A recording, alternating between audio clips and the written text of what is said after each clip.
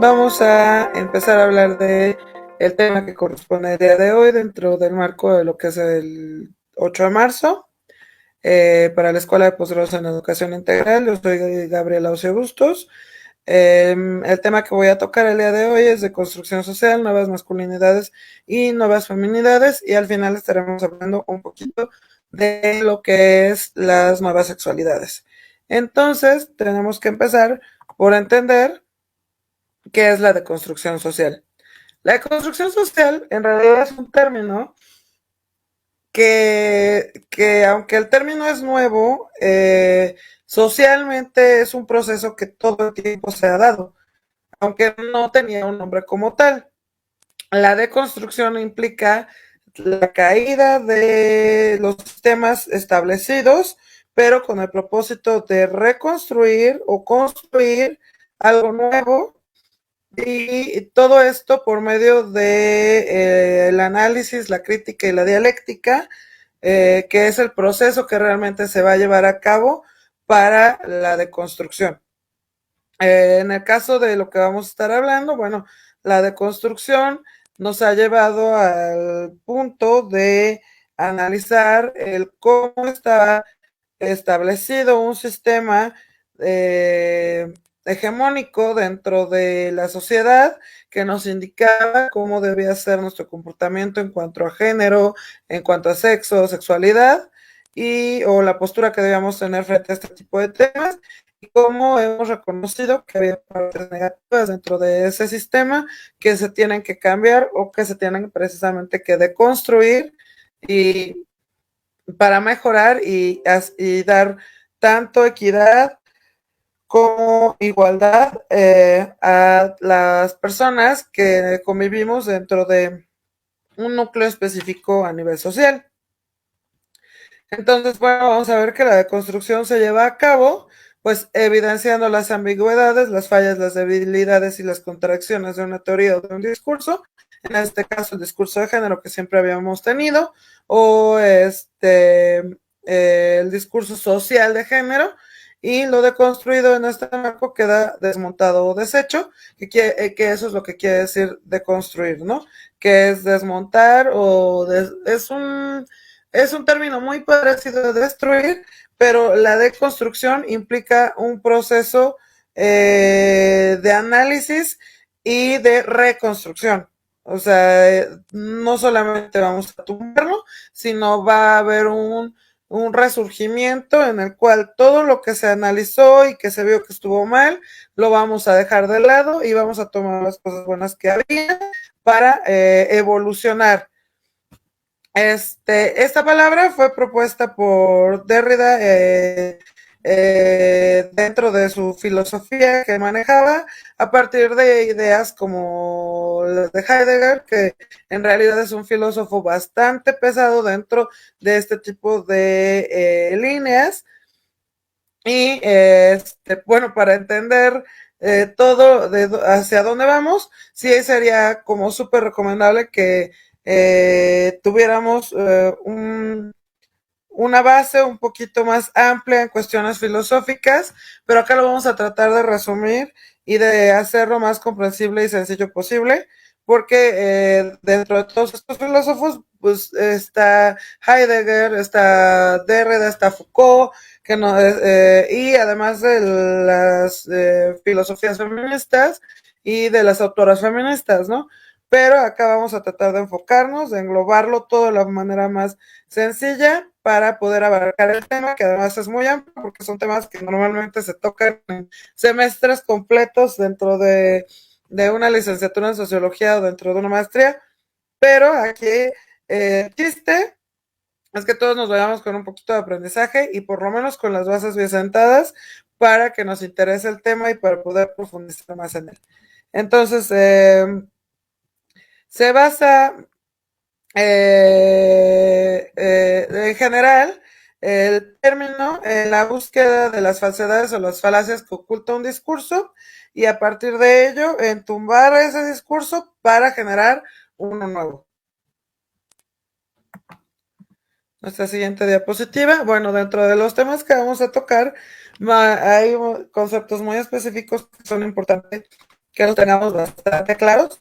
Y entonces vamos a hablar tanto de micromachismos, de hegemonías supremacistas, vamos a hablar un poco de lo que es el heteropatriarcado, que yo sé que es un tema o un término que ya de repente nos suena un tanto fastidioso porque se ha llevado por un camino muy de repente torcido, pero que cuando está bien empleado es un término muy útil y un término que sí es importante dentro de los procesos de deconstrucción y el nuevo camino hacia las nuevas masculinidades y las nuevas feminidades.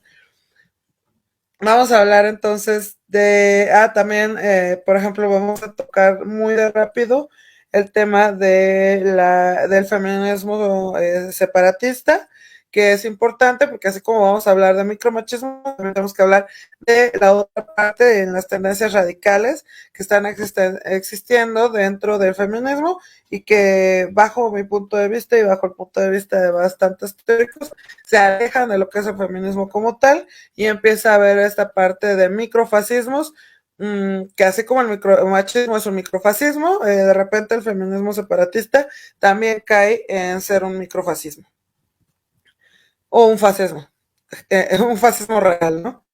Entonces vamos a ver lo que es el micromachismo. El término micromachismo como el de deconstrucción tienen origen en el postestructuralismo, remiten al microfascismo, que es lo que estábamos mencionando, y fue desarrollado por Deleuze y Guattari en el libro de Mil Mesetas y después lo vuelven a tocar en la Revolución Molecular. Los microfascismos, al final de cuentas, se establecen como un fascismo, pero que es una práctica tolerada dentro de los mismos estándares sociales y que muchas veces es invisible de alguna forma y, e incluso es promovida dentro de los mismos sistemas sociales, ¿no? O es promovida por el Estado dominante o por el poder dominante. Los microfascismos se extienden en todos los campos sociales y los traemos insertados la mayor parte de los individuos dentro de nuestros sistemas sociales y tenemos que identificarlos. El primer paso para eliminarlos de los sistemas es la identificación y la delimitación de esos microfascismos para posteriormente de ser conscientes o hacernos conscientes de que nosotros mismos somos parte del problema, poderlos eliminar o trabajar en su eliminación. Digamos que es un sistema de creencias que lo tenemos tan asimilado y es una parte dentro del sistema social que a veces pareciera no hacer daño porque son tan ligeros o parecieran tan ligeros que parece que no hacen daño, pero en realidad siguen siendo un reforzador de todo el demás sistema de violencia que puede ser un fascismo completo, ¿no? Una estructura completa como lo que es el heteropatriarcado o como lo que es el machismo como tal. Nuestra siguiente diapositiva. Bueno, entonces cuando hablamos de micromachismos es un término propuesto por el psicólogo Luis Bonino que constituye la base de la violencia de género y la misoginia, ¿no? Aquí vamos a hablar de maltrato psicológico, simbólico, emocional, físico, todos los tipos de maltratos que están normalizados hacia las mujeres y que además lo que les mencionaba son prácticas legitimizadas o legitimadas por el entorno social, contraste con otras formas de violencia que ya son denunciadas o condenadas habitualmente. Es decir, son prácticas que aún no aceptamos como un machismo porque se nos hace muy común o muy normal vivir con ellas y por lo tanto no las vemos como algo malo o como algo dañino, a diferencia de otros tipos de violencia en las cuales ya son identificadas y son legalmente, o sea, legalmente castigadas, como sería la violencia física o el maltrato físico, la violación, los asesinatos, específicamente feminicidios o asesinatos por odio. Este tipo de violencia está mucho más escondida dentro de nuestros comportamientos diarios. Ya hay ejemplos muy específicos, ¿no? Que es como y se habla mucho en los entornos de hombres que a pesar de que apoyan el movimiento feminista o el feminismo, eh, no de alguna forma tienen muy internalizados estos micromachismos y no se dan cuenta en el momento en el que se comportan de esa manera o el daño que produce. Y esto es por falta de conocimiento y autorregulación o falta de autocrítica. Y las mujeres también somos parte de este sistema, ¿no? Y también lo llevamos a cabo de muchas maneras. Una de las cosas, por ejemplo, que suceden mucho es cuando revictimizamos a una víctima, por ejemplo, de violación, ¿no? Y entonces justificamos el hecho y culpamos a la víctima por cómo vestía o la hora en la que andaba o con quién se juntaba o cuestiones de este tipo. Entonces, esos micromachismos están ahí insertados tanto en los hombres como en las mujeres y están normalizados, ¿no? Creemos que eso no es machismo y sigue siendo machismo, creemos que eso no forma parte de todo el sistema que nos hace daño y sí hace daño. También, por ejemplo, chistes sobre violencia o sobre misoginia, ¿qué otro tipo de situaciones? El encubrir a compañeros o parientes que incurren en faltas graves o en abusos y no decir absolutamente nada.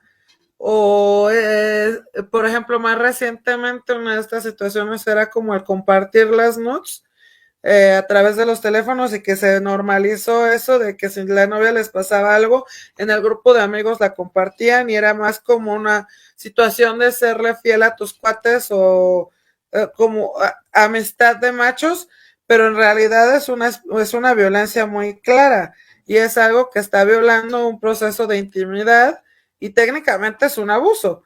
Entonces, ese tipo de situaciones que todavía no logran visibilizarse, pero que al final de cuentas hacen muchísimo daño y que poco a poco tenemos que irlas identificando para eliminarlas de nuestro sistema, tanto de creencias como de nuestro sistema de comportamiento y al final de nuestro sistema social. Bueno, muchos de estos comportamientos, al no estar conscientes de que son dañinos, pues no son intencionales o no tienen así una mala voluntad o planificación deliberada. Solamente son actitudes que ya están incorporadas y que las vemos como algo normal, ¿no? Entonces, no quiere decir que sean malos o que lo estén haciendo con maldad, algunas sí, otras no, pero al final de cuentas no dejan de ser lo que son. Y entonces tenemos que empezarlas a eliminar.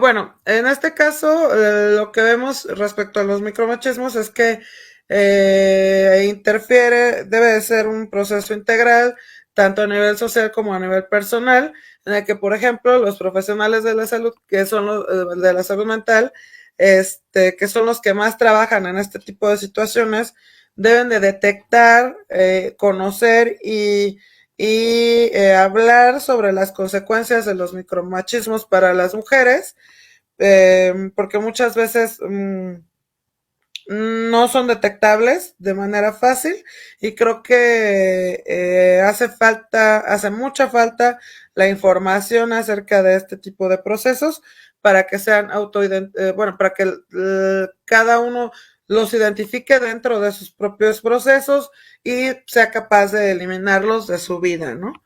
Eh, Mujeres y hombres tienen que trabajar por desactivar la producción de micromachismos como los efectos que causan. Hay que trabajar para que las mujeres logren desarrollar estrategias de inmunización ante estos micromachismos y para que los hombres desactiven los micromachismos de sus comportamientos y se habitúen a reconocerlos para motivar cambios hacia la apertura igualitaria.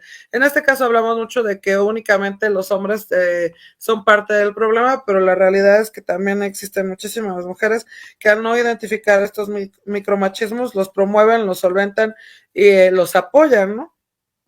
Existen incluso mujeres que el 8 de marzo asisten a las marchas y cuestiones así porque entienden perfectamente que está mal un feminicidio, pero no entienden otros procesos como lo que son los micromachismos y entonces regresan a su casa y promueven este tipo de comportamientos.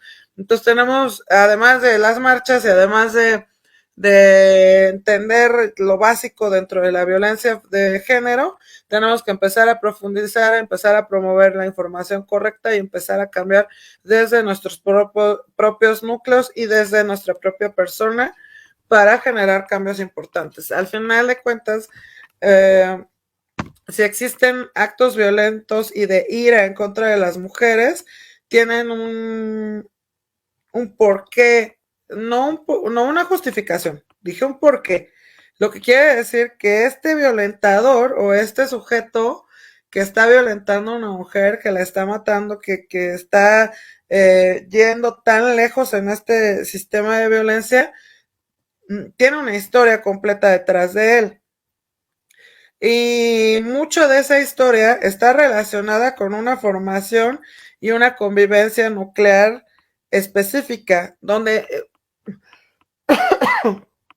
es evidente que se promovían, quizá no de manera tan grave, es decir, es muy probable que quizá en su familia no hubiera violencia de género como tal, que el padre golpeara a la madre o cuestiones así, pero es muy probable que existieran actitudes misóginas y machistas completamente naturalizadas dentro de su familia y que la familia no las identifica incluso. Porque muchas veces la familia de los agresores no logran entender cómo su hijo fue capaz de llegar a ese punto, ¿no? Si ellos lo educaron bien. Y dices, es que en realidad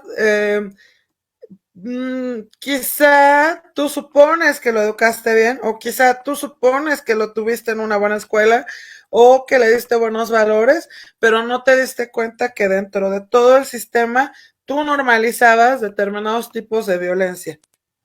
Entonces, esa parte es bien importante, el cómo tanto mujeres como hombres estamos formamos parte de ese sistema en el que se normaliza la violencia hacia la mujer y que también el micromachismo y el machismo en general, es decir, este sistema heteropatriarcal daña a los hombres de manera sustancial, no solamente a las mujeres, y es por eso que también vamos a hablar de las nuevas masculinidades, de la formación de las nuevas masculinidades.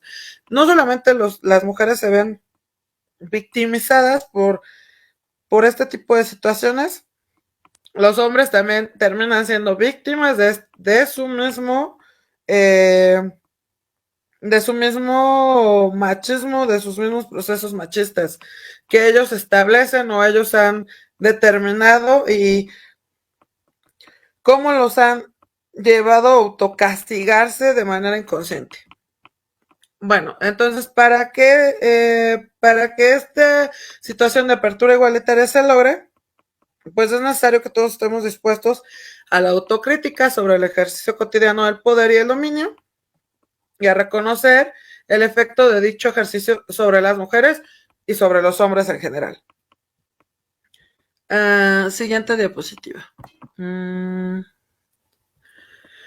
Vamos a empezar a hablar un poco de nuevas masculinidades. Bueno, antes de eso quiero hacer una pausa para hablar de lo que decía, y es que no lo metí ya en diapositivas, pero así como existe el micromachismo, últimamente estamos observando bueno, no es tan últimamente, ya tiene un buen rato. Y hablando de microfascismos, para mí se puede interpretar como una especie de microfascismo la parte del feminismo radical separatista. Hablar del feminismo radical separatista es bien importante porque mucha gente está cayendo en esta línea sin darse cuenta por falta de conocimiento, ¿no? O sea, incluso yo lo veía apenas que pasaron las marchas del 8 de marzo, que la mayor parte de la gente no entiende lo que es un movimiento radical separatista en cuanto a los movimientos feministas. Precisamente las radicales normalmente pues son las que van y destruyen, rompen y cuestiones así. También hay la parte del movimiento feminista que es pacifista y que opta por otro tipo de comportamiento, pero no nada más se trata de eso. O sea, dentro del movimiento radical feminista hay una facción muy específica que es un movimiento radical feminista separatista. Y es bien importante que lo entiendan porque hay grupos separatistas dentro de Puebla y era bien chistoso entrar a los comentarios y que ellas estaban invitando a que la gente se uniera al contingente y había personas que en la vida habían ido a una marcha y les decían, oye, ¿es seguro que yo lleve a mi abuelita? Y yo decía, híjole, llevar a tu abuelita a la marcha debería de ser seguro y está bien. Si ella se quiere unir a las marchas, está bien. Pero unirla al movimiento separatista y al movimiento radical feminista, no sé qué tan bien esté, ni para tu abuelita ni para mucha gente, ¿no? Y sobre todo si no estás entendiendo en qué te estás metiendo. E incluso era todavía más chistoso leer que había un chavo ahí que decía, oye, ¿y va a haber espacio en el contingente para que vayamos hombres a apoyarlas? Y yo dije, híjole, no, o sea, se lo van a acabar bien gacho, porque el mismo nombre lo está diciendo, pero es que, pues, el desconocimiento es fuerte sobre esta situación, ¿no? El movimiento radical feminista de rasgos separatistas rechaza la participación de los hombres del movimiento feminista. Es una facción del movimiento feminista que tiende a ser fascista. Les voy a explicar por qué. Son mujeres que buscan, empezó siendo feminismo lésbico y de ahí, bueno, se radicalizó y son mujeres que rechazan de hecho a las mujeres trans y son mujeres que rechazan a los hombres dentro del movimiento o que apoyan al movimiento porque de alguna forma se creen dueñas del movimiento. Y la otra es que son mujeres que buscan espacios libres de hombres, porque consideran a todo hombre o portador de pene, porque no nada más los hombres son portadores de pene, precisamente las mujeres trans, muchas tienen pene, entonces consideran que cualquier portador, portadora, portadore de pene es un posible agresor o agresora o agresori, como le quieran decir, llamar y como les guste. Entonces ellas buscan espacios completamente libres y exclusivos para mujeres de nacimiento. ¿Por qué? Porque ellas consideran que es lo mejor que se puede hacer y lo justifican en situaciones que se me hacen tan ridículas de repente como el hecho de, pero es que si existen clubs donde nada más son clubs para hombres, ¿por qué no va a haber clubs nada más para mujeres? O si existen espacios que son exclusivos para hombres, ¿por qué no va a haber espacios exclusivos para mujeres? Y eso, a ver, no se suponía que el movimiento precisamente buscaba terminar con ese tipo de separatismo, con ese tipo de separatismo machista y que hubiera esta inclusión y que hubiera estos espacios libres y que hubiera esta igualdad y esta equidad. Entonces vamos a caer en la radicalización de vamos a ponernos al mismo nivel porque considero y creo que los hombres son la peor peste del planeta o que cualquier portador de pene es un peligro. Hay que tener cuidado con este tipo de líneas radicales porque además históricamente, y no lo digo yo, es históricamente comprobable que las líneas radicales y sobre todo las que empiezan a caer en cuestiones fascistas nos dan malos resultados y siempre tienen situaciones que terminan mal o nos llevan a situaciones bastante malas y está históricamente comprobado. La sociedad no puede caer en situaciones radicales o de querer salir de una situación radical para entrar en otra y sobre todo apoyar estas líneas, ¿no? O dejar que estas líneas de radicalización crezcan. ¿Por qué? Porque vamos a empezar de que parece un microfascismo a es un fascismo completito y estamos mal, ¿no? Entonces, es bien importante que antes de asistir a una marcha o antes de que decidan apoyar determinado grupo o antes de que decidan participar en un contingente dentro de una marcha o unirse a un grupo de Facebook, a un taller, a lo que ustedes gusten para entender estos procesos de las nuevas masculinidades, nuevas feminidades, el feminismo y demás, lean un poquito sobre qué es lo que están apoyando y hacia dónde va o quién lo dirige, quién lo liderea, qué es lo que buscan, cuáles son sus principios, porque si no, corremos el riesgo de terminar en un lugar donde no queremos estar y donde no necesitamos estar. Entonces, bueno, ahora sí, después de esta pausa acerca de lo que es el feminismo separatista, vamos a hablar de las nuevas masculinidades. ¿Qué son las nuevas masculinidades? Bueno, tenemos que empezar por entender, y siempre lo vamos a recordar, en cada plática hay que acordarnos de la diferencia entre sexo, género y sexualidad. Y tenemos que entender que el sexo, bueno, pues es nuestra asignación biológica, la sexualidad son nuestros gustos sexuales o el desarrollo de nuestros gustos sexuales y nuestras prácticas sexuales. El género es el cómo yo me identifico y las fases dentro de este género, pues antes se determinaban mucho por lo masculino y lo femenino, que era una manera binaria de definir las cosas, ¿no?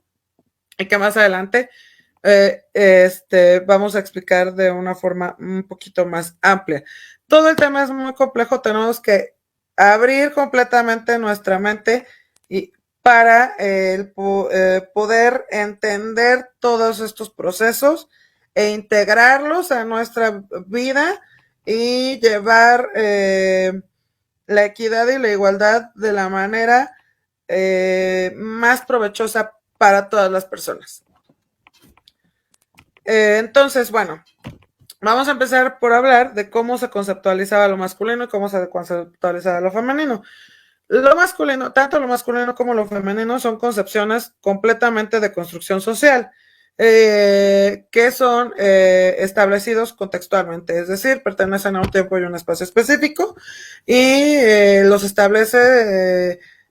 establecen procesos culturales e ideológicos, bueno, intervienen procesos ideológicos, económicos, jurídicos de cada sociedad y todo eso le va a dar forma a lo que es el concepto de la masculinidad o la feminidad dentro de ese grupo social. Entonces, lo masculino, ya quedamos, es únicamente una construcción social, no pertenece a la naturaleza del individuo, es una construcción social derivada de tiempo-espacio y de los procesos específicos de ese tiempo-espacio. Entonces, vamos a hablar acá de lo que es la masculinidad hegemónica. La masculinidad hegemónica, bueno, sus integrantes se caracterizan por ser personas importantes, independientes, autónomas, activas, productivas, heterosexuales y a nivel familiar proveedoras y con un amplio control sobre sus emociones. Digamos que la masculinidad hegemónica dentro de nuestro proceso social es lo que todos considerábamos normal, lo que era un hombre normal, ¿no? O lo que las generaciones de nuestros papás, nuestros abuelos y más o menos hacia atrás consideraban que debía ser un hombre. Un hombre tiene que ser una persona poderosa, imponente, que tenga capacidad de proveer, heterosexual, obviamente, un nivel amplio sobre sus emociones, el hecho de yo no lloro, cuestiones de ese tipo, o si perdían el control sobre sus emociones, normalmente tendían a ser hacia la ira, hacia cuestiones de este tipo. Esa es la masculinidad hegemónica. Ahora vamos a ver lo que es la masculinidad subordinada.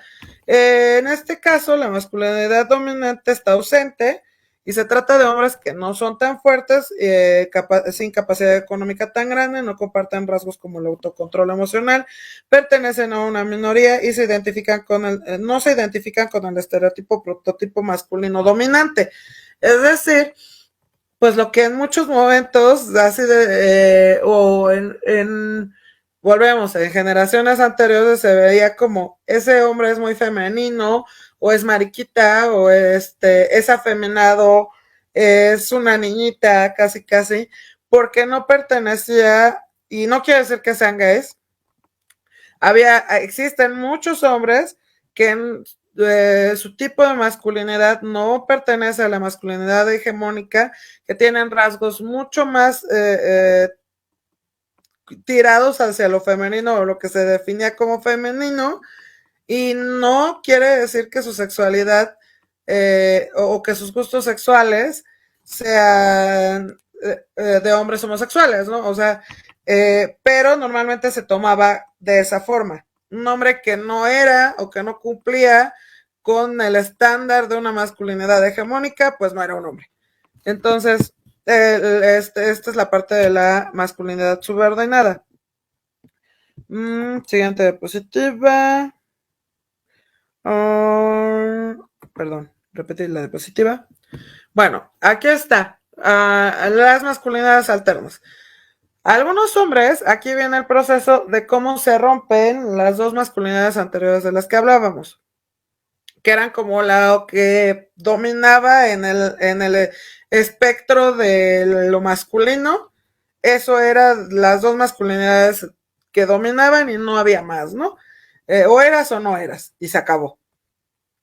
Vamos a hablar acá de cuándo se rompe esta situación y cómo surgen las masculinidades alternas. Entonces aquí viene el punto en el cual, cuando surge el feminismo, pues muchos hombres también empiezan a analizar los procesos de las masculinidades que ya vimos, llegando a la conclusión que no les parece ninguna de ellas, ni se identifican dentro de una de ellas, porque son demasiado limitantes y porque están demasiado castigadas.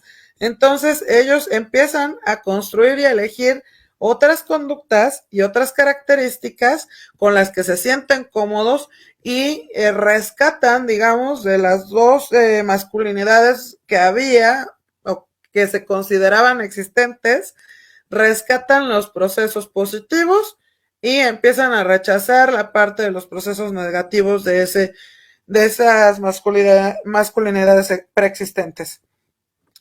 Entonces, empiezan por reconocer, son hombres que generalmente ya reconocieron o ya se dieron cuenta de que, para empezar, el ser hombre no tiene por qué estar relacionado o no tienes por qué establecer dentro de una relación un dominio de poder, y no debe de ser una relación ni violenta ni una relación en la que implique atracción sexual, que existe, que al establecer relaciones, pues de cualquier tipo interpersonal o de cualquier tipo social en general, debes de establecer relaciones de respeto, donde tienes el derecho también a asumir tu preferencia sexual, y donde tienen derecho a los mismos a experimentar sus sentimientos y a expresarlos y externarlos de la misma manera en la que lo hacen las mujeres, porque a las mujeres sí se les permite dentro del sistema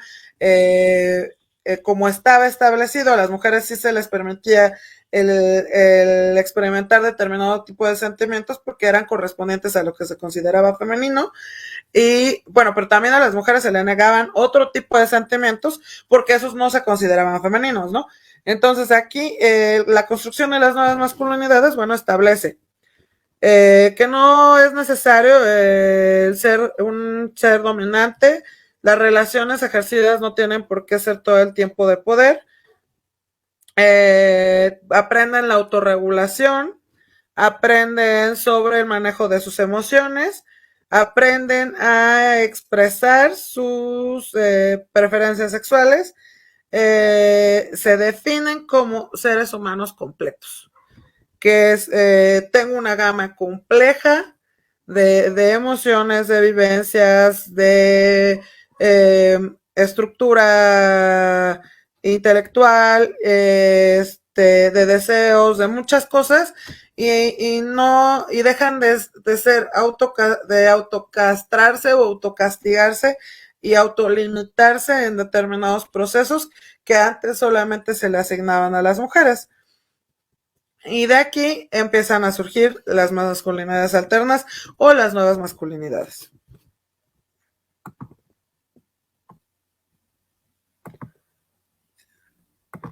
Vamos a hablar un poquito ya de algunas masculinidades que también existen y de las que no se habla tanto. Una es la masculinidad cómplice, que es una masculinidad silenciosa que no forma parte de la minoría hegemónica, pero que disfruta de las ventajas del sistema patriarcal con la sumisión de la mujer. Son denominados dividendos patriarcales. Es decir, son hombres normalmente heterosexuales o cisgénero que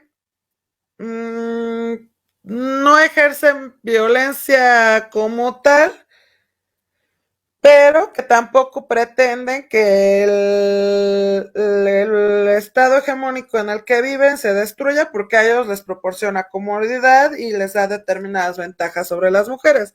Entonces son como yo no abuso de nadie, pero comparto las fotos o situaciones de estas, ¿no? De complicidad hacia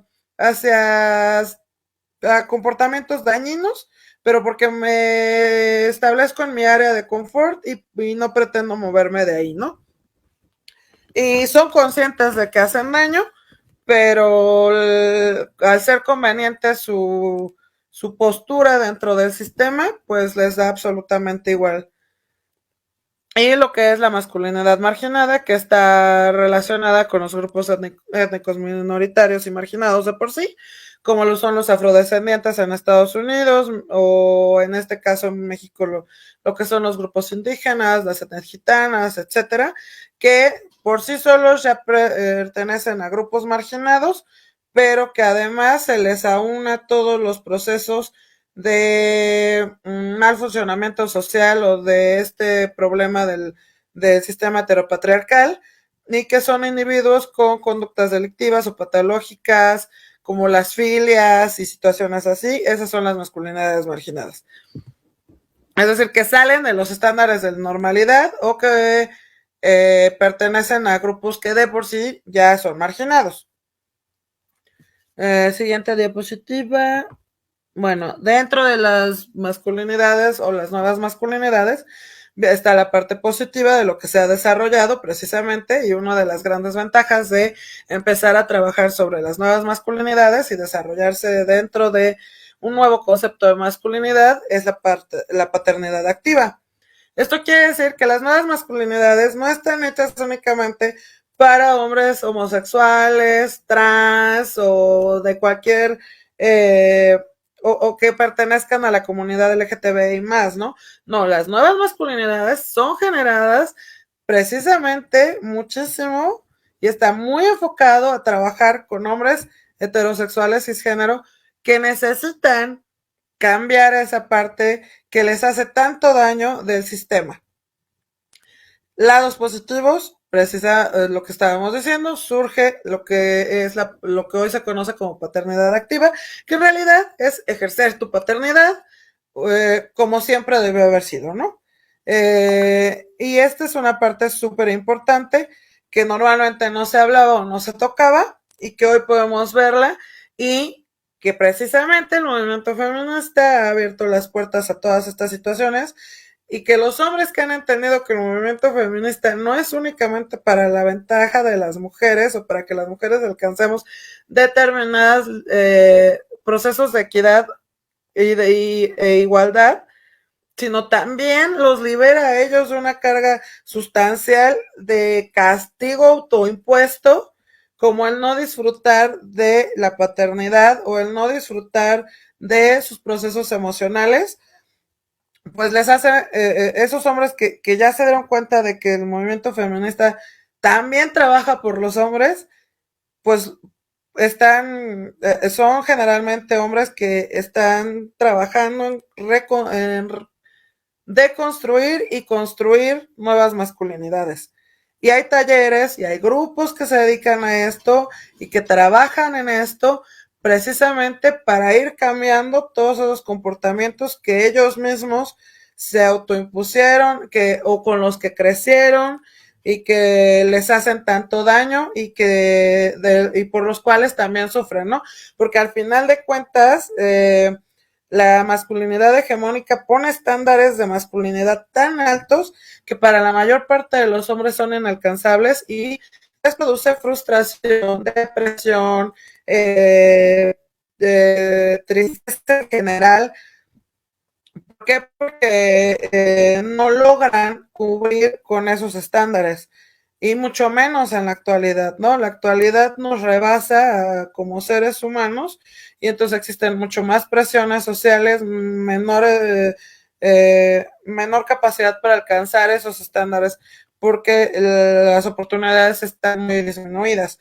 Y si hablamos, por ejemplo, de lo que era ser hombre antes, que era ser proveedor, y que únicamente a lo mejor, hablando de la paternidad, era el que daba dinero, el que llegaba y ponía orden, el que llegaba y daba castigos, o ejercía autoridad. Bueno, actualmente esos estándares pues ya no tienen razón ni motivo de ser, pero muchos hombres no los han abandonado, ¿no? Siguen con este tipo de prácticas y siguen siendo padres ausentes al final de cuentas o padres disfuncionales. Entonces, una de las cosas que ha traído el establecer nuevas masculinidades es la paternidad activa. La paternidad activa, aparte de que produce mucha felicidad y autorrealización en el hombre, que es algo que no habían experimentado o de lo que no se habían dado cuenta, pues una forma de sanar todo tanto el núcleo familiar como los procesos sociales. Tener padres activos y presentes conforman seres humanos mucho más sanos a nivel mental y a nivel físico. Entonces, el proceso de las nuevas masculinidades, pues es súper importante en cualquier hombre en general. Entonces, aquí en la paternidad activa, pues, ¿qué pasa, no? Son hombres que se corresponsabilizan de las tareas domésticas, que no lo ven como una ayuda, sino lo ven como parte de lo que ellos tienen que hacer dentro de ese compromiso que adquirieron al formar una pareja y al formar una familia. No se sienten súper especiales porque agarran un trapo o porque porque lavaron los trastes. Ellos saben que tienen que hacer este tipo de cosas para que su casa funcione, porque ellos viven ahí y porque ellos forman parte de esa familia, ¿no? Son padres que son proactivos y son activos totalmente en la formación de sus hijos, tanto dentro de la formación disciplinaria como dentro de la diversión, en general, los cuidados, los juegos. Entonces es un padre completo, que eso es en realidad lo que siempre debió haber sido, y que los mismos hombres se lo quitaron y se lo limitaron, porque aquí no hay más que el mismo sistema que ellos conformaron o que se conformó a lo largo de los años y que las mujeres también fueron copartícipes de ese sistema y también lo promovían. Le quitaron al hombre esa parte de poder disfrutar y de ser felices siendo padres. Entonces, este es un gran avance dentro de la formación de esas nuevas masculinidades. Y eso está genial. Y entonces aquí estamos viendo una ventaja del trabajar en esos temas, que no nada más, como les decía, porque muchas veces hablar de nuevas masculinidades, los hombres heterosexuales cisgénero terminan en el de yo que tengo que ver con esas cosas. Y dices, es que tienes muchísimo que ver y muchísimo que trabajar en ello, y te va a funcionar y te va a hacer feliz y te va a hacer un ser humano mucho más completo. ¿Por qué? Porque obviamente sí también las nuevas masculinidades le dan o le han servido muchísimo y le han dado mucho espacio de equidad e igualdad a hombres que no son heterosexuales cisgénero. Y bueno, en la siguiente diapositiva vamos a empezar a hablar de las nuevas feminidades. Mismo asunto. Tenemos que entender que la feminidad o la feminidad es un conjunto de cualidades culturales únicamente, estructuradas socialmente, es una construcción social que te da las características específicas o los comportamientos que debía tener una mujer en un tiempo y espacio específico, ¿no? Entonces, el contexto es el que nos define el concepto de feminidad en ese momento particular. Lo que es correcto, lo que es incorrecto para una mujer y lo mismo que veíamos con los hombres, lo que es correcto o incorrecto para un hombre. Aquí estamos recordando, vamos al punto de, recordemos que estamos hablando de sistema binario. Estamos hablando únicamente hombres, mujeres y de nuevas masculinidades, nuevas feminidades, pero dentro de esto se empieza a romper el sistema binario, que más adelante vamos a entender con mayor amplitud el asunto de que no vivimos ya bajo un sistema binario, como se entendía antes. Entonces se entiende por feminidad un conjunto de atributos asociados al rol tradicional de la categoría mujer. Entonces, algunos ejemplos de estos atributos que se asignaban en generaciones anteriores a las mujeres, pues ya saben, ¿no? Que la mujer es comprensiva, delicada, es la que da afecto, la que puede llorar, la que es cuidadora, o sea, es la encargada, por ejemplo, del cuidado familiar, ¿no? Eso era súper claro dentro del proceso hegemónico en el que se vivía la mujer es la que es la encargada de los cuidados de la familia al 100% y esto era un peso impresionante para las mujeres y que al final de cuentas no era obligatorio por naturaleza, o sea, es que no pertenece a la naturaleza de la mujer. Aquí había una situación bien radical que era el creer, bueno, el determinar o el decir con seguridad de verdad que estos comportamientos eran eh, propios de la naturaleza del individuo, o sea, nacíamos así, ¿no? Y así por naturaleza éramos las mujeres y así por naturaleza eran los hombres y así, y entonces no había forma de cambiarlo, ¿no? Y no había forma de que fuera de otra manera. Y esto era un refuerzo del mismo sistema, precisamente para sostenerse. El decir, no, es que por naturaleza eres así.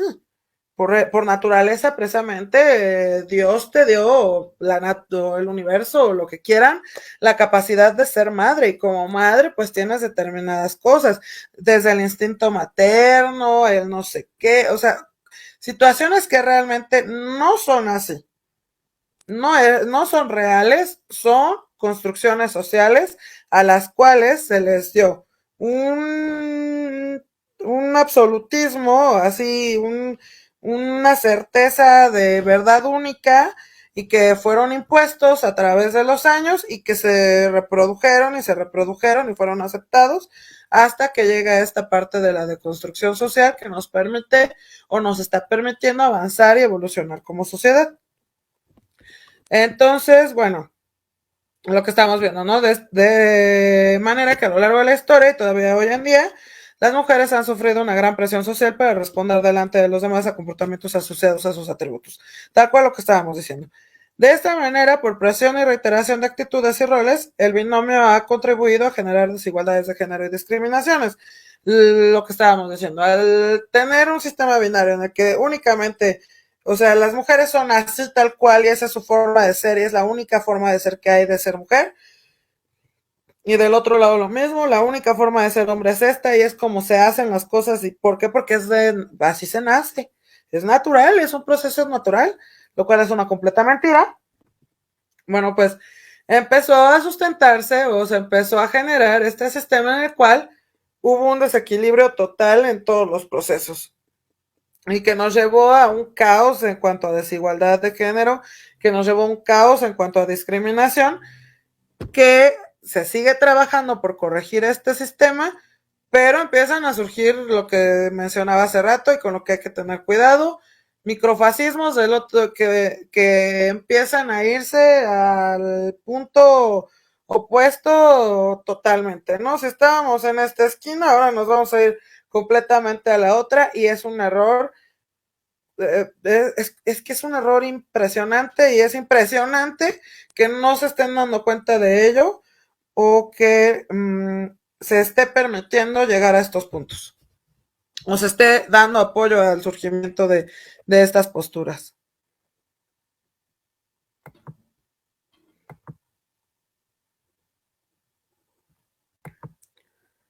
Espérenme. Nuevas feminidades. Bueno, la ideología patriarcal precisamente afirma que el origen y la dialéctica de la condición de la mujer escapan a la historia y para la mitad de la humanidad corresponden a determinaciones biológicas congénitas verdaderas e inmutables, lo que les decía. Es una verdad única que no se puede cuestionar, ¿no? Y decir, no, las mujeres somos así por naturaleza y eso es lo que la naturaleza nos asignó y así es como debemos de ser. Y bueno, todo eso se sustentó incluso en procesos religiosos, para darle un sentido mucho más profundo y para que fuera mucho más sustentable a través o sostenible a través de los años y y al final de cuentas pues estas cuestiones se han ido cayendo, ¿no? Y esto es un proceso histórico, porque recordemos que sí existían eh, tanto culturas completas, sociedades enteras, en las cuales los binomios sagrados existían, donde la feminidad era sagrada, donde las mujeres eran tratadas como iguales. Y después esta parte se rompe y es cuando viene todo este desequilibrio y se forma lo que es el sistema patriarcal. Pero si nos vamos mucho más atrás, tenemos que recordar que existieron muchos sistemas que eran completamente matriarcales, que existían muchas culturas en las que la feminidad era sagrada, en las cuales las mujeres eran aceptadas como pares y después todo esto, bueno, pues se cargó hacia el sistema patriarcal que se estableció y lo que decíamos, ¿no? Muchos de este sistema patriarcal se terminó reforzando incluso en procesos religiosos y se hizo todo un caos. Bueno, entonces la condición genérica es histórica, en tanto que es diferente a lo natural, tal cual lo que hemos estado diciendo, y es opuesta teóricamente a la ideología de la naturaleza femenina. Situación vital de las... bueno, aquí vamos a hablar de la diferencia entre algunos conceptos. ¿Qué es la situación vital? La situación vital de las mujeres, igual que en los hombres, es el conjunto de características que se tienen a partir de su condición genérica en circunstancias históricas específicas. Es decir, a cada mujer se le forma y se le da una ideología de qué es ser mujer dentro de un sistema social específico. Así nace, crece y vive y muere en esa relación establecida o predeterminada de lo que es las características que se le asignó a su género en su sociedad. Entonces vamos a ver que todas, una vez asignadas esas características sociales, a cada mujer se le da precisamente una tarea social dentro del grupo al que pertenece, ya sea de producción, reproducción. A esto se le una la clase, el tipo de trabajo de actividad vital, las instituciones en las que se desenvuelve, el grupo de edad, las relaciones con otras mujeres, las relaciones de poder, la sexualidad, los procesos de procreación en las cuestiones eróticas. Es decir, aquí vamos a ver que todo lo en la situación vital es todo lo que conforma nuestro contexto. Esa es la situación vital tanto para los hombres como para la mujer. Lo que está asignado a través del contexto social y cómo se vive esa asignación en el contexto social. Cómo se desarrollan esos procesos y esas relaciones establecidas dentro de ese grupo social. Siguiente diapositiva.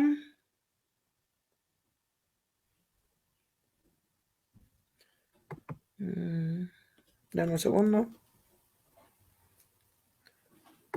La siguiente diapositiva, bueno, las características de la feminidad son patriarcalmente asignadas como atributos naturales eternos ahistóricos inherentes al género de cada mujer, lo que estábamos diciendo. Contrasta la afirmación de lo natural con que cada minuto las mujeres deben de realizar determinadas actividades, comportamientos o actitudes que les son asignadas por el hecho de ser mujer y porque así es una mujer.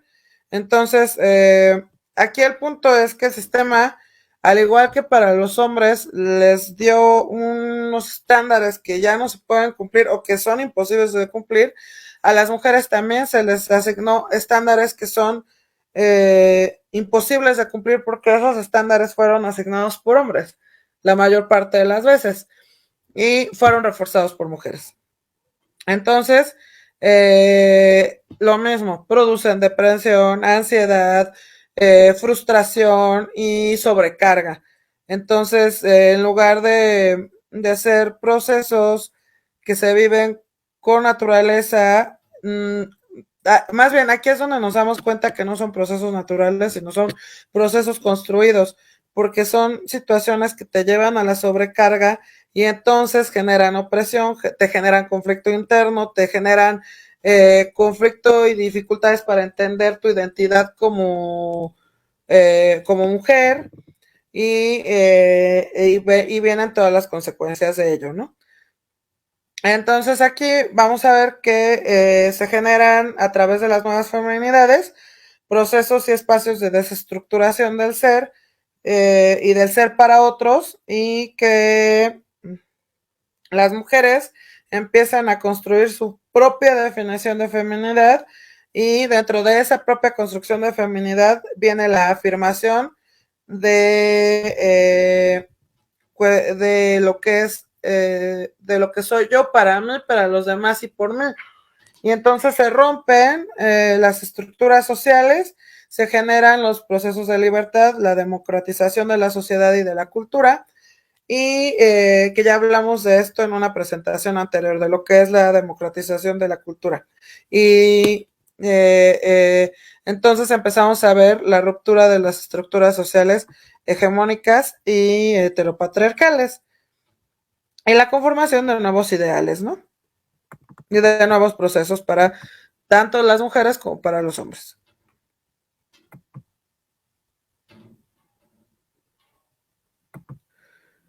Bueno, vamos a hablar de qué pasa dentro de estas nuevas feminidades. Bueno, la sexualidad femenina también cambia.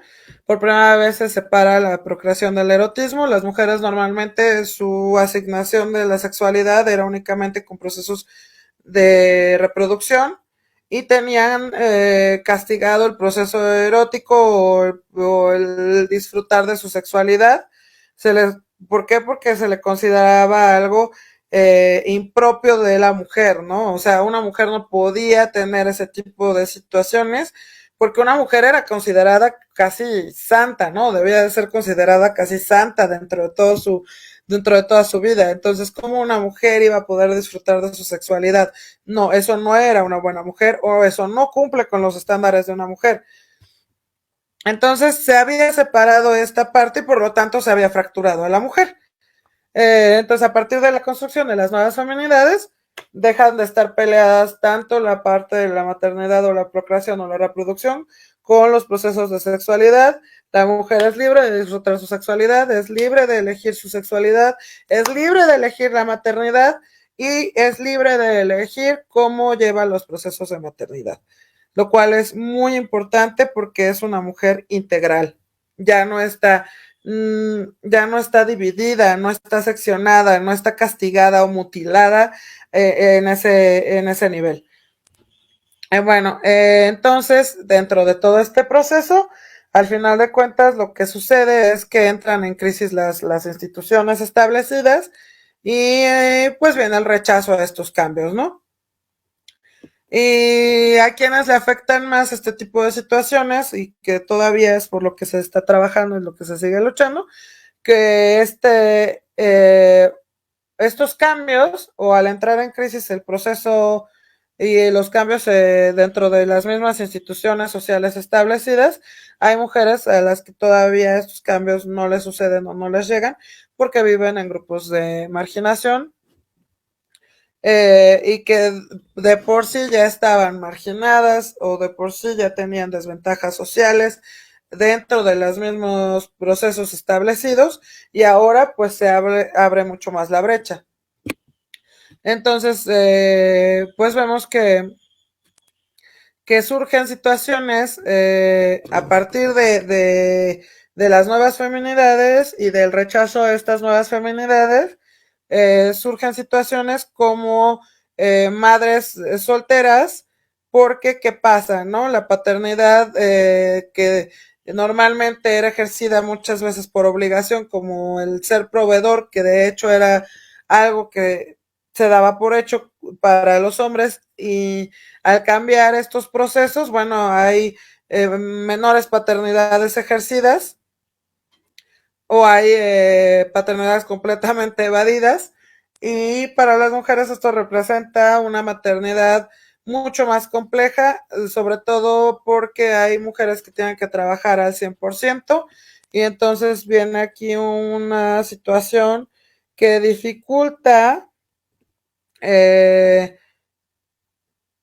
el cambio, o más bien, surgen situaciones que amplían la brecha de no equidad para las mujeres, y que no debieron de darse de esa forma, ¿no? En el momento en el que se empezó a cambiar en el momento en el que surgen las nuevas feminidades, se tenía que haber trabajado a la par en las nuevas masculinidades. Desgraciadamente no fue así, se trabajó por que las mujeres avanzaran en algunos puntos y se quedaron atrás los hombres, y entonces surge este desfase y entran en crisis las instituciones sociales, y entonces tenemos también una crisis social fuerte para las mujeres, porque las mujeres no están siendo complementadas ni apoyadas por la parte masculina. Hablando de las familias binarias completamente, ¿no? Y entonces, pues al final de cuentas, en este párrafo es lo que dice, ¿no? En gran medida muchos de ellos se niegan a vivir la paternidad, se desaparecen y dejan una secuela de carencias, eh, cuya satisfacción es asumida por las mujeres.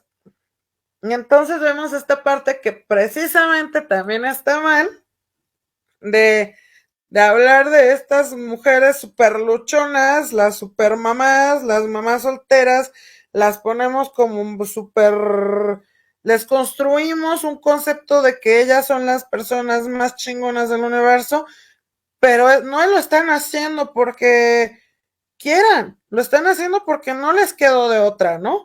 Y es injusto porque vuelves a caer en el asunto de reforzar el sistema patriarcal, de que, ¿por qué? Porque las mujeres están teniendo que hacer un doble, un triple esfuerzo, un doble, un triple trabajo, y le estás quitando una responsabilidad a la parte masculina, y que además está siendo prácticamente premiada porque no tiene ninguna consecuencia real sobre sus vidas. O sea, un hombre que desaparece y decide no ejercer la paternidad no tiene ningún castigo. Legalmente se supone que debería de, pero socialmente no lo tiene.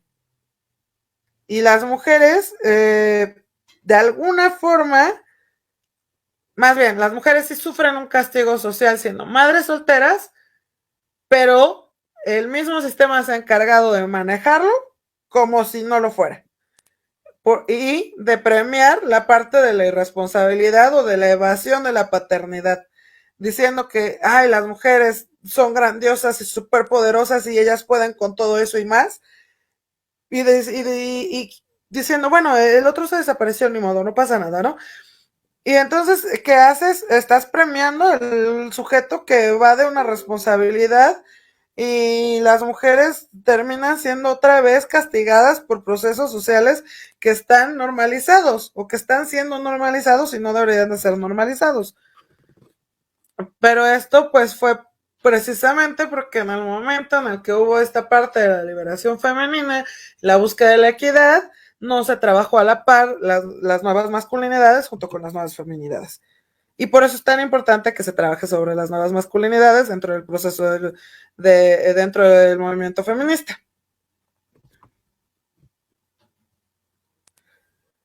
Aquí aquí vamos a tocar justamente lo que son las nuevas maternidades, ¿no? Las nuevas maternidades, bueno, frente a la familia surgen nuevas formas de organización social como son las comunas de madres solteras con hijos y redes basadas en ginecogrupos, es decir, mujeres que están solas y que deciden apoyarse entre ellas para generar estas especie de comunas y poder salir adelante sin la necesidad del apoyo masculino y que o grupos que deciden establecerse para compartir sin estar emparentados o sin ser cónyuges. Es decir, deciden compartir la maternidad o sí, es eso, compartir la maternidad sin necesariamente ser parientes o tener alguna obligación de tipo social, solamente porque se han dado cuenta que pueden formar una nueva estructura social y que les ha funcionado mucho mejor. La división genérica del trabajo ya también es otra, ya no hay una división sexual tradicional en cuanto a y que se apoyaba ideológicamente en cuanto a qué trabajos puedes o no puedes realizar si eres mujer o si eres hombre. Lo mismo en cuanto a la reproducción, ya que se están abriendo los caminos correctos y adecuados para que las mujeres no sean vistas como incubadoras y para que la mujer tenga la capacidad de decidir sobre su cuerpo pero además de que tenga la capacidad de decidir sobre su cuerpo, tenga los conocimientos y tenga la educación y la información precisa para poder hacerlo, para poder disfrutar de sus derechos reproductivos y sexuales como debe de ser.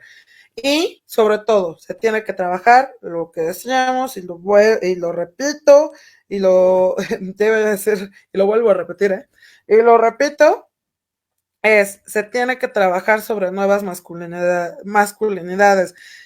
Una parte importante para que las mujeres puedan ejercer y disfrutar sus derechos sexuales y tengan la información adecuada es que también los hombres trabajen sobre sus procesos de educación sexual, se responsabilicen de su sexualidad, se responsabilicen de sus propios procesos de masculinidad y entonces compartan junto con las mujeres la visión de construir una sociedad distinta en cuanto a los ejercicios de paternidad, de maternidad, el ejercicio de la reproducción y la responsabilidad sexual, pero esto no va a pasar si no se empieza a trabajar de manera fuerte sobre la conformación de las nuevas masculinidades.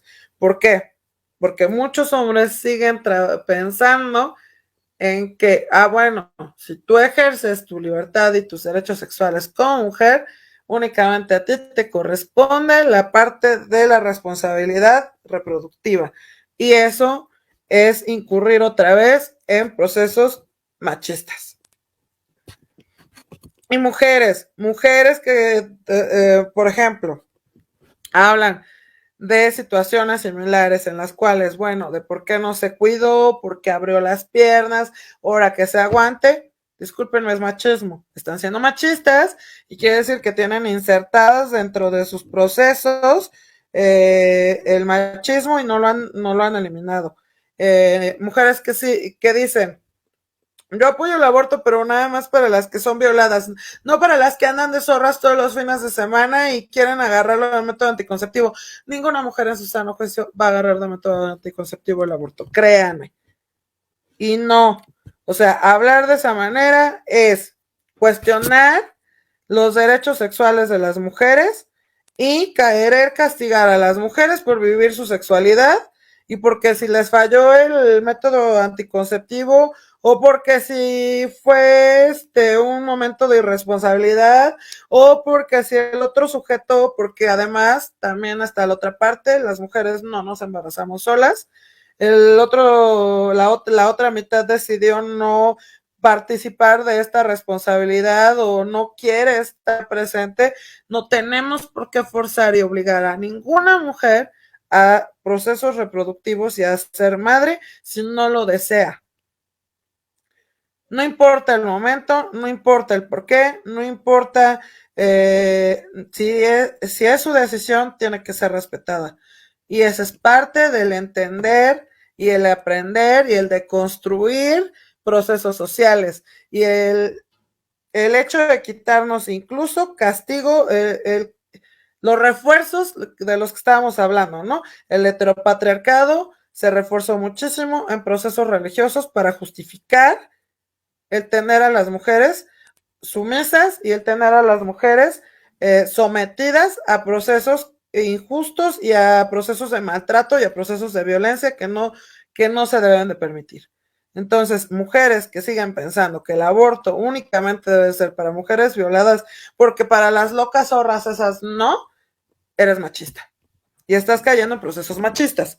Y tienes que cambiar esos procesos dentro de tu estructura social y dentro de tu mente. Si dentro de esos procesos tú dices, es que yo creo en esta parte de la religión, en que desde que eres concebido el alma y bla, lo que ya no sabemos, con todo el respeto del mundo, déjenme decirles, se trata de procesos legales y sociales y no deben interferir los procesos religiosos. Los procesos religiosos los ejerces para ti y contigo. Tú debes o sea, de respetar tus propios procesos religiosos. Es decir, si yo no creo en el aborto, pues yo no aborto. Si yo no creo que la vida y comienzan desde el momento de la concepción, lo aplico en mí, pero no puedo obligar a los demás a creer en eso o a aplicárselo o querer aplicarlo a las demás personas de manera obligatoria, porque finalmente es un proceso espiritual, no un hecho social, ni un proceso legal, ni un hecho objetivo o físico. Es algo con lo que tú estás creciendo espiritualmente o éticamente o moralmente, pero todo eso te pertenece a ti y no puedes imponérselo a nadie más. Ser congruente con tus creencias es responsabilidad tuya, pero no puedes imponer. Bueno, vamos a la siguiente diapositiva.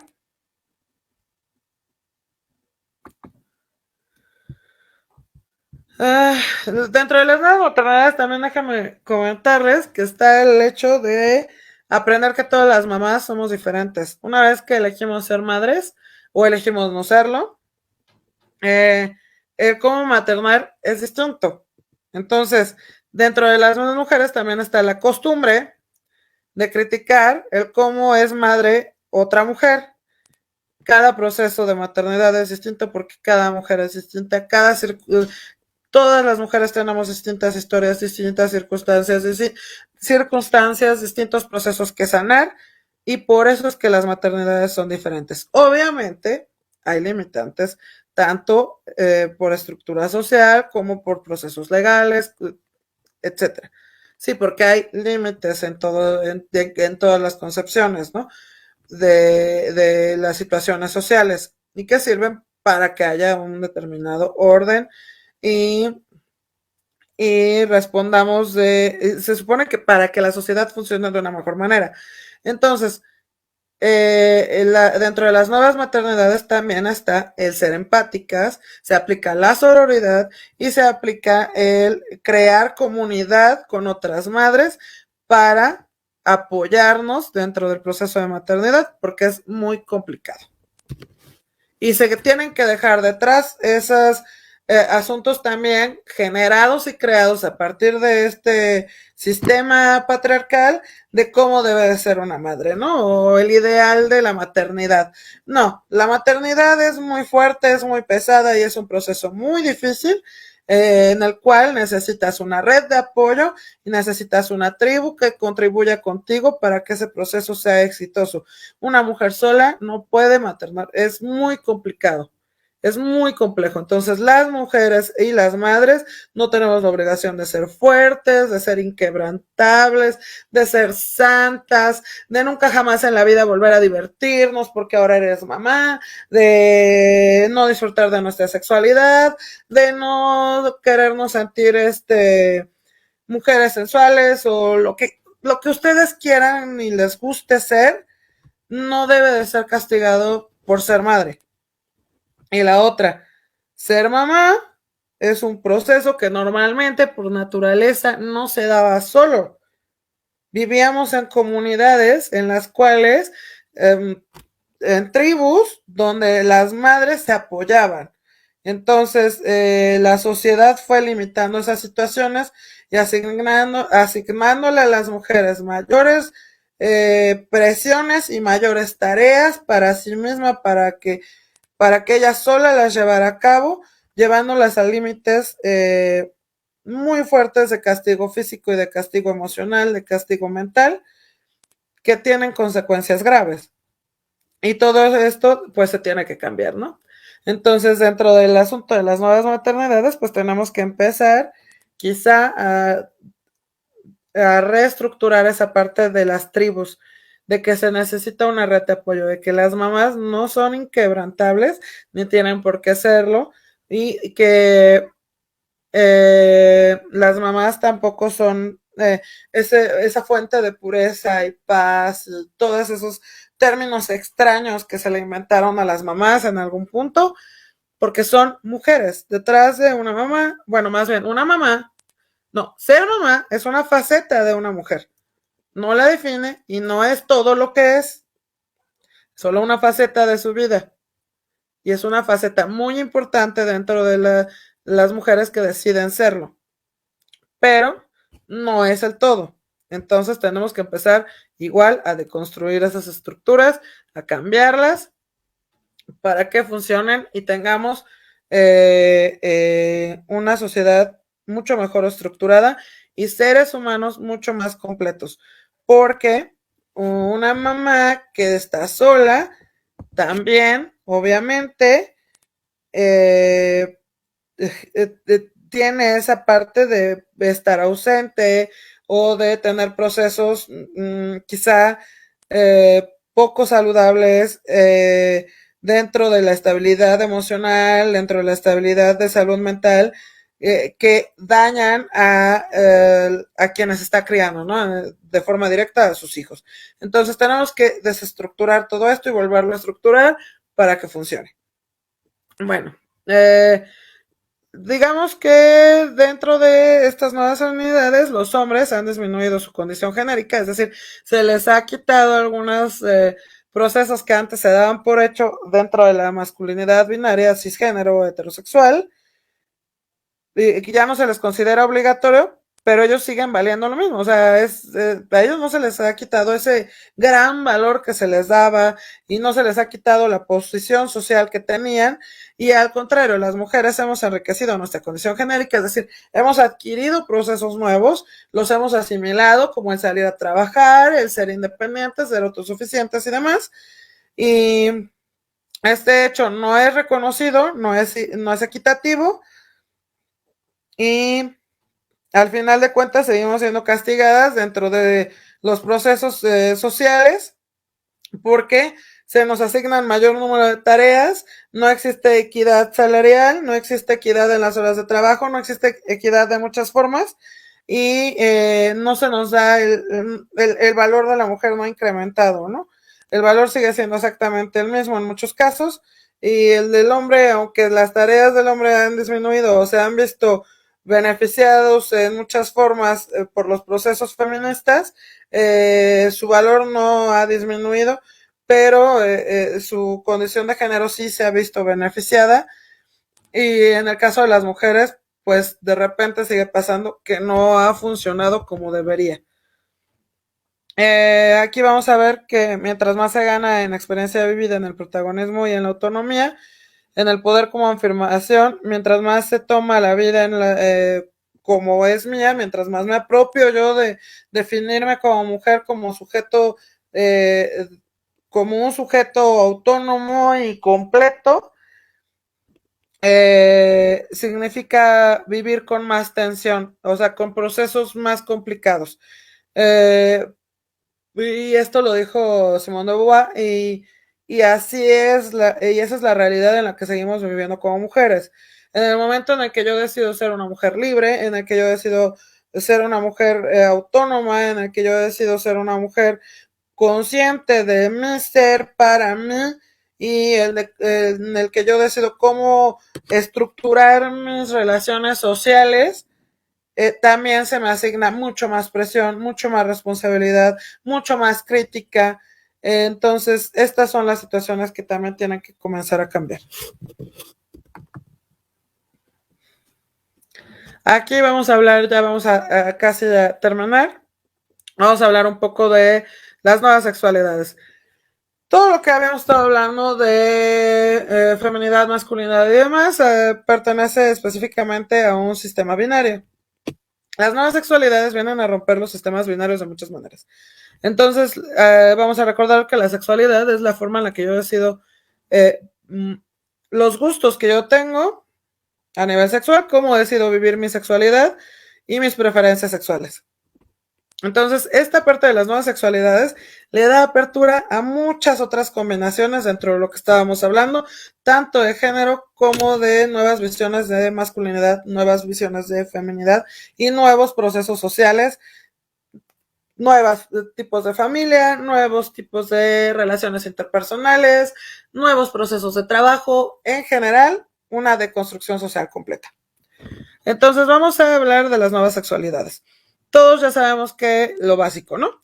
Heterosexual, bisexual, homosexual, homosexual incluyendo gay o hombre homosexual y mujer lesbiana. Vamos a hablar de que existen muchísimas otras divisiones o muchísimas otras tendencias sexuales, y una de ellas es el queer. El queer se relaciona con una identidad sexual o de género que no corresponde a las ideas establecidas de sexualidad y género. Funciona como un término paraguas para las minorías sexuales de género. A veces se refiere a un cuestionamiento y significa que todavía no definen su proceso sexual o de género. O significa que no se identifican con ninguno de los existentes. Es decir, fluctúan entre varios. Por eso es que podemos ver hombres heterosexuales que no se identifican con lo masculino hegemónicamente hablando, o con lo que se determina masculino, y que pueden vestirse con tacones y falda, y eso no determina su sexualidad, porque al final de cuentas lo masculino es algo que se entiende por un proceso social, o sea, es una construcción social. Y podemos ver hombres que son o hombres homosexuales que igual dentro de su vestimenta incluyen tanto vestimenta, lo que se consideraba vestimenta masculina o femenina, y tienen, o sea, como que transgreden esas líneas o cambian esos parámetros de cómo verse y de cómo sentirse o cómo identificarse dentro de su género. Es la forma en la que se entiende el queer. Asexual es una persona que no experimenta ninguna atracción sexual por nadie. En algún punto se pensó que eran problemas hormonales exclusivamente y que por eso no había una atracción sexual. Se sigue investigando esta parte de la asexualidad. A veces, porque en realidad este asunto es, el ser asexual es algo que ellos se autodefinen o se autoproclaman como asexuales, pero muchas veces no se sabe si la sexualidad la están tomando por decisión o hay ahí detrás algún problema psicoemocional o de tipo hormonal que está definiendo esta situación. Entonces es una de las cosas que también se estudia mucho, ¿no? La sexualidad. Aromántico es una persona que no experimenta ninguna atracción romántica por nadie, es decir, son personas que normalmente no creen en las relaciones interpersonales o no establecen relaciones interpersonales como tal, solamente viven su sexualidad y punto. Siguiente, mismo asunto, ¿no? El aromántico probablemente sea una decisión tomada de manera consciente o tenga detrás muchos procesos, procesos que no han sido bien llevados, tanto psicoemocionalmente o físicamente.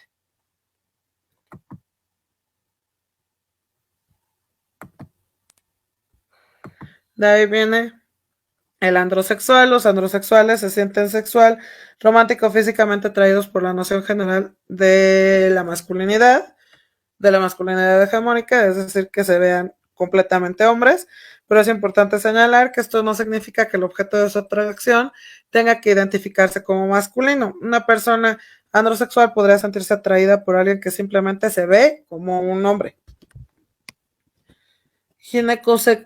Ginosexual es lo mismo que el androsexual, pero del otro lado, ¿no?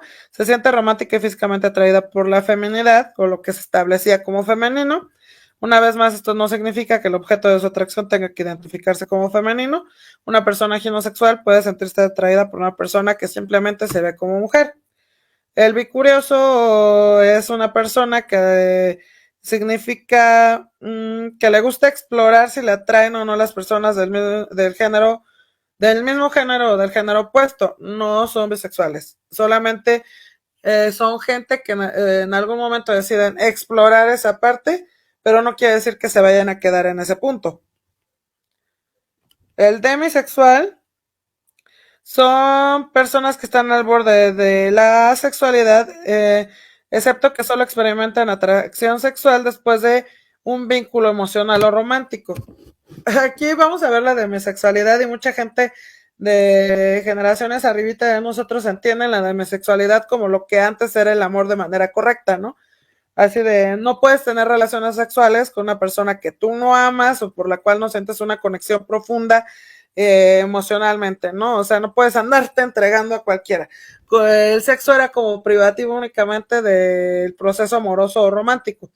Entonces, digamos que era la forma en la que se veía el sexo con anterioridad, pero digamos que muchas de esta forma en la que se decía debía ser, era más bien impuesto hacia las mujeres. Los hombres, no.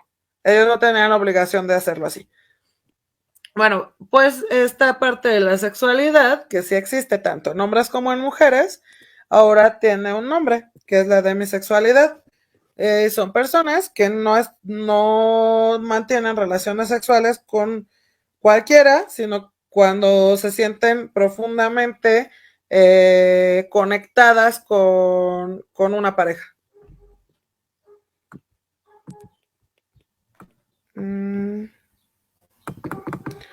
Siguiente diapositiva.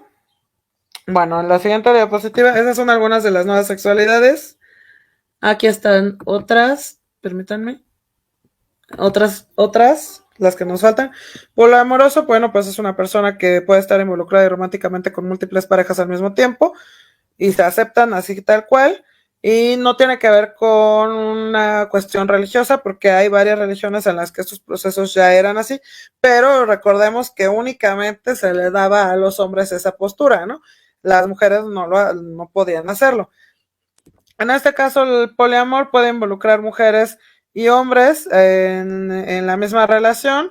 Pueden ser mujeres heterosexuales, homosexuales, hombres homosexuales, heterosexuales o con cualquier otra preferencia sexual. El asunto es que están involucrados en una relación que es como de tipo grupal y, e interactúan entre todos, ¿no? De manera sexual y de manera emocional. También puede ser relaciones monógamas, es decir, que dentro de su grupo de poliamor se sean completamente como fieles, bueno, o sea, nada más si son un grupo de 3 o una relación de 3, esa relación de 3 se debe fidelidad entre ellos. Es decir, no puede, es que la fidelidad también es un término que tendríamos que reentender.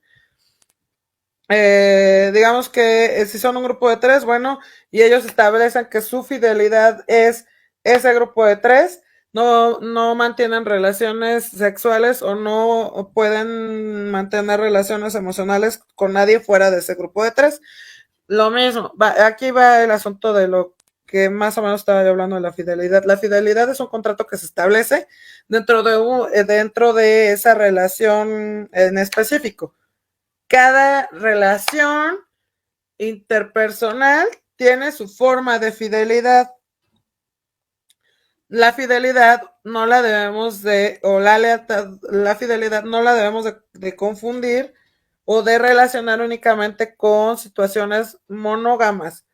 Es de únicamente 2 personas, tú y yo y nada más, ¿no? No, la fidelidad tiene que ver con cumplir el contrato o el acuerdo que existe dentro de esa relación. Es decir, puede haber fidelidad dentro de una relación abierta. Una relación abierta es aquellos que están dentro de una relación amorosa, podría decir una pareja que tiene, o un grupo que mantiene una relación amorosa, emocional o como la quieran llamar, pero que han decidido que su relación es abierta, quiere decir que pueden mantener relaciones sexuales con personas fuera de esa pareja o de ese grupo, pero que eso no afecta su proceso de relación interpersonal. Entonces, ellos mismos dentro de su relación abierta ponen límites. Digamos que si alguien se sale de esos límites o rompe esos acuerdos, se considera infidelidad. Entonces, la fidelidad no es monogamia.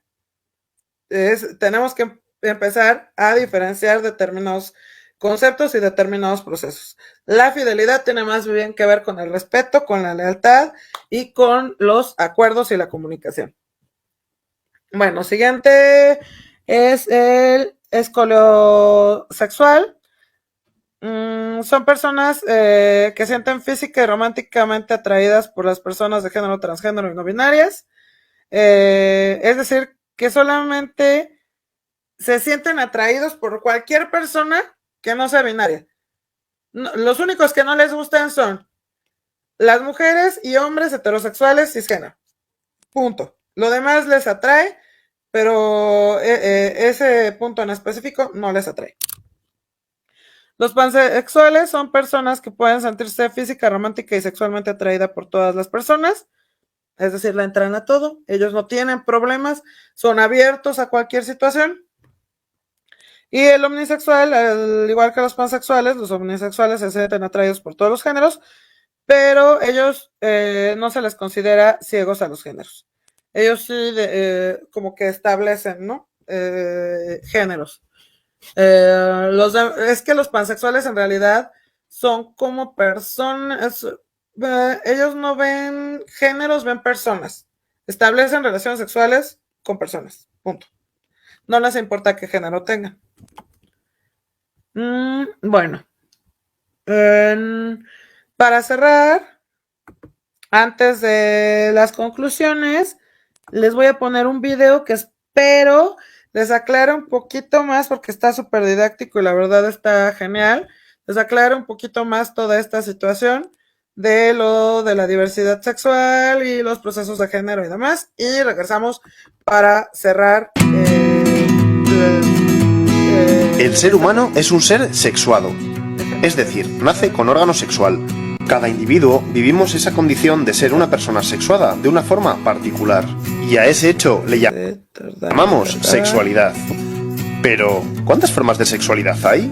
Vamos a verlo. Para eso, déjame que te aclare 4 conceptos. Ya verás, te suenan todos seguro. Empecemos con el sexo biológico. El sexo biológico hace referencia a las diferencias biológicas existentes entre los hombres y las mujeres, los genitales, los cromosomas y las hormonas. Si tienes pene, testículos y tu cromosoma es XY, tu sexo biológico es hombre. Si tienes vulva, ovarios y tu cromosoma es XX, tu sexo biológico es mujer. Cuando naces, e incluso antes, se fijan en tu sexo biológico para decir si eres un hombre o una mujer. Y así eligen nombre. Empecemos con el sexo biológico. Siguiente concepto, identidad sexual. También se le llama identidad de género. Es sencillo, es la respuesta a cómo te sientes tú, hombre o mujer. ¿Te sientes hombre? Tu identidad sexual es de hombre. ¿Te sientes mujer? Tu identidad sexual es de mujer. Es una vivencia subjetiva. Y fíjate, porque esta puede coincidir o no con el sexo biológico. ¿Qué significa esto? Pues que la mayoría de los hombres tienen pene, pero hay algunos que han nacido con vulva, los hombres transexuales. Y que la mayoría de las mujeres tienen vulva, pero que algunas de ellas han nacido con pene, las mujeres transexuales. Por cierto, a las personas cuyo sexo biológico e identidad sexual son coincidentes se les conoce como cisexuales. Ahora ya lo sabes. Vale. Seguimos con la orientación del deseo, o la orientación sexual, que esto suele estar más claro. La orientación sexual está relacionada con tu preferencia sexual, es decir, con el sexo del cual te sientes atraído emocional, sexual y afectivamente. Si te gustan las personas del otro sexo, eres heterosexual. Si te sientes atraído o atraída por personas de tu mismo sexo, eres homosexual. Esto es fácil, ¿no? Por último, te explico qué es la expresión del género. A ver, la sociedad marca que te comportes de una forma determinada por el hecho de ser u hombre o mujer. La forma de gesticular, de vestir, tus aficiones son diferentes para el género femenino y el masculino. Y así, tu expresión de género es masculino si, por ejemplo, te gusta el fútbol, te interesan los coches y si gesticulas de forma brusca. Tu expresión de género será femenina si, por ejemplo, llevas el pelo largo, vistes falda, te gusta maquillarte y te interesa la danza. Es el rosa para las chicas y el azul para los chicos que te marcan desde que naces. Y ahora, atención, mira cuántas combinaciones posibles existen con estas cuatro categorías. Puede ser un hombre con pene heterosexual y femenino, o un hombre con pene masculino y homosexual, o puede ser una mujer transexual, femenina y lesbiana, o puede ser una mujer con vulva, masculina y heterosexual. Y así todas las combinaciones posibles.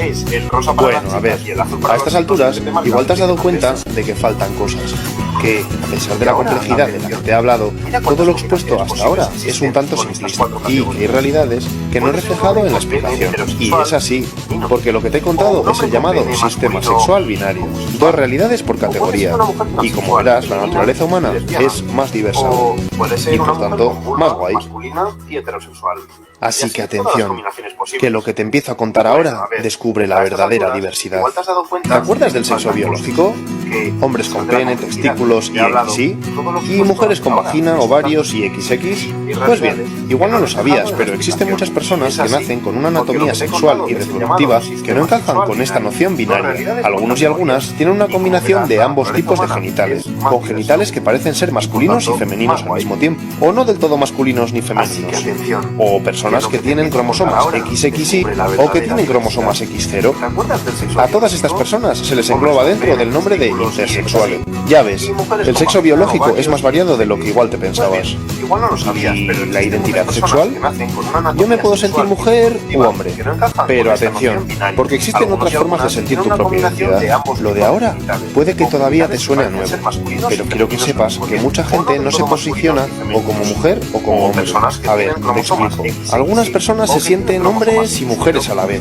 Son las personas bigénero. Otros se sienten solo parcialmente hombre o mujer. Son los llamados demigéneros. Y algunas no se sienten ni mujeres ni hombres. Se les conoce como agéneros. Los llamados géneros fluidos se sienten temporalmente hombres y temporalmente mujeres. Y algunos no se definen como hombre, ni como mujer, ni como agénero. Son personas del tercer sexo. Te he dicho que podía sorprenderte, ya que son realidades poco visibilizadas aún. Pero fíjate que no importa tanto la etiqueta, sino el hecho de que la identidad sexual va más allá de la de hombre y mujer, creándose una dimensión mucho más amplia y diversa. La dimensionalidad de la orientación sexual la conoces seguro. Puedes sentirte atraído por los hombres o por las mujeres, pero también puede sentir atracción por personas de los dos sexos, y puede que sea en diferente intensidad hacia un sexo u otro. E incluso, a lo largo de tu ciclo de vida, la intensidad por la que sientes atracción por un sexo u otro varíe. Eso es la bisexualidad en toda su dimensionalidad, pero hay que ir más allá, porque pueden gustarte las personas independientemente de su sexo y género. A esto se le llama pansexualidad. O incluso no sentirte atraído por ningún sexo, la asexualidad. Por cierto, eso no quiere decir que no puedas sentir amor, ¿eh? Pues bien, con todo ello, se crea una especie de triángulo de la orientación sexual, donde todas las opciones son posibles. ¿Dónde te sitúas tú? Eso es la bisexualidad en toda su dimensionalidad. Y por último, ocurre lo mismo con la expresión del género. El abanico es muy amplio. Es una obviedad decir que no existen personas únicamente femeninas o masculinas. La mayoría tenemos gustos, intereses, actitudes y formas de vestir femeninos y masculinos en diferente intensidad. A mí, por ejemplo, me gusta pintarme las uñas. Y así, si ser femenino o masculino es el polo de una dimensión, en el punto medio se encuentra el género andrógino. Personas que no puedes catalogar como femeninas o masculinas porque tienen rasgos de ambos géneros de manera equilibrada. Y esto es todo. Bueno, no, porque ahora, para que entiendas la verdadera complejidad sexual, toca combinarlo todo. Cada una de las formas del sexo biológico, identidad sexual, orientación sexual y expresión de género en su dimensionalidad se combinan creando una rica diversidad sexual. ¿Te acuerdas de la pregunta del principio? En el mundo somos más de 7.000 millones de personas. Y ahora sí podemos decir que la sexualidad de cada uno de nosotros es diferente. Hay por tanto una sexualidad por persona.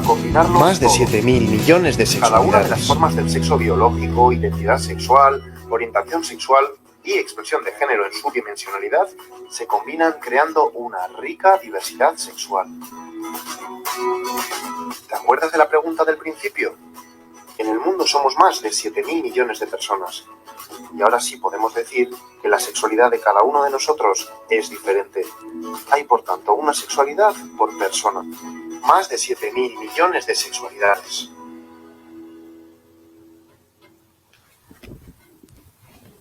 Genial, ¿no? Es un gran video. La verdad es que a mí me encantó porque es súper dinámico y súper didáctico para entender todo lo que hemos estado diciendo. Y es un video que nos deja con mucho más claridad todo el proceso del que hemos estado hablando. Y vamos a ver lo que son las conclusiones o el final de nuestra plática. Bueno, la evolución social y la revolución social en la que estamos va a tener pros y contras igual que cualquier momento histórico. Entonces, ese momento histórico, nuestro momento histórico, será evaluado precisamente de manera histórica. No nos corresponde a nosotros evaluarlo, ni decidir si está bien o está mal. En el momento en el que sea evaluado de manera histórica, habrá la oportunidad de corregir o de reafirmar lo que se ha hecho. A nosotros, ¿qué nos corresponde? Nos corresponde participar de los cambios, ser tolerantes y empáticos bajo los límites aprendidos históricamente, que es lo que decíamos. Ya sabemos que hay cosas que no resultan y que además están mal en forma ética. Cualquier tendencia radical y fascista da pésimos resultados. Y por el otro lado, existen normativas legales para mantener un orden social que deben ser modificadas y actualizadas, sobre todo actualizadas, para para responder a las necesidades sociales actuales e históricas. Y que es algo en lo que todavía vemos muchos huecos, vemos que hace falta muchísimo trabajo y sobre todo, además de que se generen estas nuevas leyes o normativas, hace falta que quien las aplica las comprenda para ejercerlas, porque muchas veces, aunque ha habido grandes avances en este punto, por ejemplo, aquí en México ya está lo que es la ley Olimpia o la ley, si no me equivoco, surgió una ley a partir de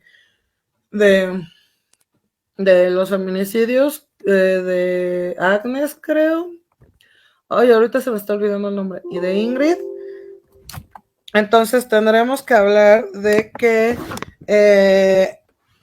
hace falta que se empiecen a actualizar este tipo de situaciones de manera urgente para que correspondan a las necesidades sociales. Pero sobre todo hace falta que quien está al frente del ejercicio de esas nuevas leyes esté preparado para ejercerlas, las comprenda la situación actual y entonces empiece a modificarse el comportamiento social que es dañino. Si no se hace aunque idealmente no debería de suceder así, la realidad en la que estamos exige castigos más fuertes para determinadas situaciones o que se cambie y se abran, eh, que se legalicen otras situaciones, ¿no? Como es el caso del aborto. Las filias, por ejemplo, la pederastía, las filias no son orientaciones sexuales. Entonces son situaciones de las cuales se tiene que hablar y debe de haber castigos y no debería de haber protección de ninguna manera por pertenecer ni al clérigo ni a ningún otro tipo de congregación o grupo diplomático o de poder hacia este tipo de situaciones. Y los castigos deberían de ser mucho más severos. La protección y el apoyo legal hacia las personas trans en cuanto a su cambio de género completo, a su cambio, a facilitar, por ejemplo, el proceso del cambio de identidad en cuanto a papeles, CURP, todo este tipo de situaciones, que ayudaría a que fueran mucho más visibles sus necesidades y mucho más fáciles de manejar. Leyes que sigan trabajando sobre lo que es la violencia de género y la discriminación, sobre todo para los grupos marginados, que igual no están siendo visibles. Muchas de las cosas que se están trabajando actualmente dentro del movimiento están siendo vistas desde grupos que hablan desde un privilegio de vida, que ya lo tienen, aunque no lo crean y aunque no lo vean, y se están olvidando de que existen muchísimos grupos de mujeres marginadas que no están alcanzando ni el mínimo en cuanto a equidad, y esos grupos de repente se nos olvidan un poco, ¿no? Entonces, estas son como las conclusiones del tema. Espero que les haya servido para aclarar dudas, para aprender un poquito y para interesarse en el tema y leer más y profundizar más en esto. Y sobre todo para empezar a entendernos y cambiar y concretar esa deconstrucción social dentro de la que estamos. Muchas gracias y estamos viéndonos pronto.